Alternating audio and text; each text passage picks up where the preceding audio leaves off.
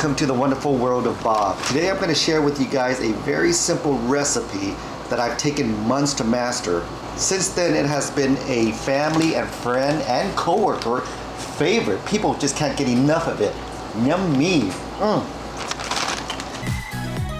You're first going to have to find a supermarket that has already sliced quality beef. I get mine from a Japanese supermarket that uses ribeye for shabu shabu.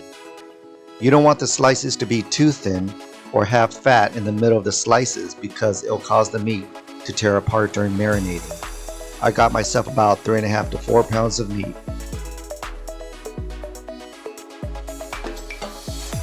The main marinade is this Japanese teriyaki sauce, also from a Japanese supermarket. This sauce has the right amount of saltiness and sweetness combination. The next items are your serrano chili peppers. I've tried Thai chilies as well. The amount is really up to you. You're also going to need household items such as coarse ground black pepper. Go ahead and open each beef package and separate the slices into a marinating bowl. Make sure you do your best from preventing the individual slices from tearing apart. You want whole pieces of beef jerky, not little itty bitty pieces. Grab the bottle of 41 ounce of yakiniku sauce, also known as Japanese teriyaki sauce, and pour in half the bottle. Chop up the serrano chili peppers into a food processor and mince them. Once you get a good minced puree, pour the entire contents into a marinating bowl. Pick yourself up a 16-ounce jar of hot yellow peppers soaking in its own sour juices. Try to find a jar with large peppers. It'll be easier on you when you have to separate the stems from the peppers. Now, separate the stems from each individual pepper and throw them into a food blender. Don't forget to pour all the juice from the jar into the blender. Mince up all the yellow chilies in your food processor and pour the content into the marinating bowl.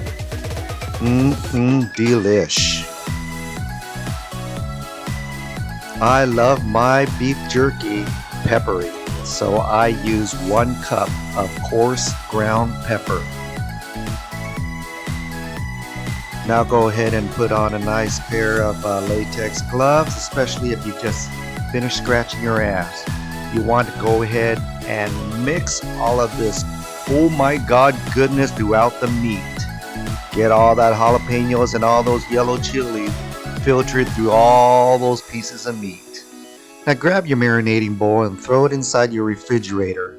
I typically do my marinades at 24 hours, but you don't need that type of overkill. You can go ahead and just marinate for a good 5 hours.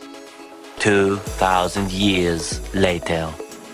Well, not 2,000 years later, but after 5 hours, you can go ahead and take out your marinating bowl and set it on the kitchen counter.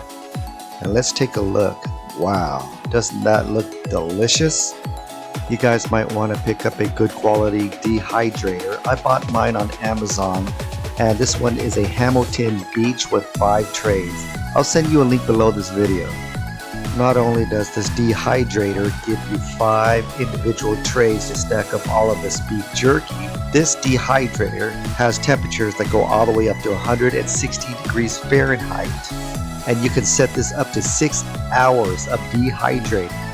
These are the types of options I really like when looking for a good quality dehydrator. I always like to line the bottom of anything I cook with aluminum foil. This makes the cleanup so much easier after you're done. Because believe me and you, the marinade just drips off the beef and falls onto this tray. You're going to want the least amount of cleanup as much as possible. I like to spread all my trays out in the open and not just work on one specific tray at a time, because this is sort of like playing Tetris, where you have to get all the pieces to fit onto each individual tray and try to maximize your space.